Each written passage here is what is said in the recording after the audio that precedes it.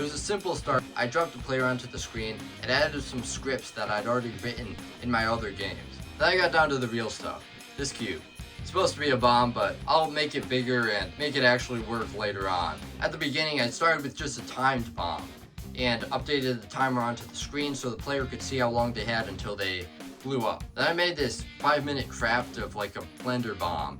It looks a little weird, but at least it's a black bomb now that has some space for the wires to go.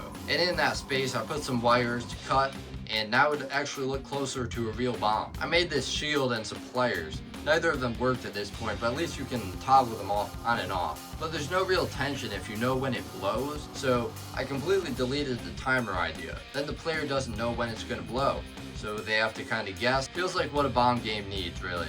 Then I had this other bomb type, this proximity bomb, where it blows up when you get too close to it, for basically no other reason than because the game felt boring. But I did keep the timer bomb also. A cool feature I added was that the shield actually shows the bomb type, so that you know what type of bomb it's going to be. It might not be realistic to real life, but like none of the real game is, so that's not the point. And I know the shield looks like a door right now, but it'll look better later.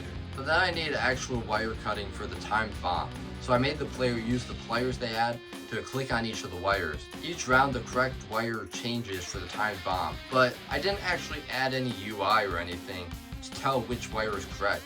So I basically decided to leave it up to chance, whether the player gets the right wire. I think that makes it more fun or something, I don't really know. I'll figure that out when I actually play it. But the proximity bomb wasn't exactly the same, because you can't exactly walk up to a proximity bomb and cut a wire, because then you'll blow up. So I decided to make like a kind of 10-meter diffuse range and a much smaller proximity range where the bomb actually blows up. But with the game working, so it was time for the assets. Wait, before that, there was one very important step I missed.